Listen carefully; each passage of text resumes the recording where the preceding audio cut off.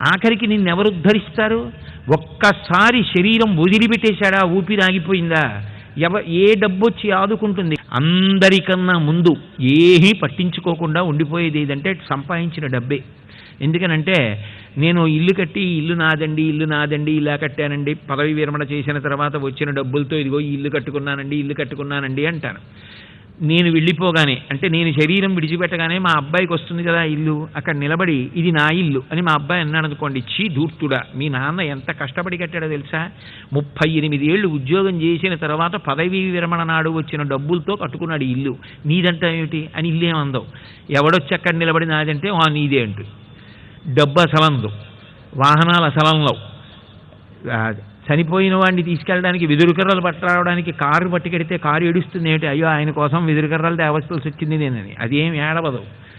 ఆఖరికి భార్య గుమ్మం వరకే, బిడ్డలు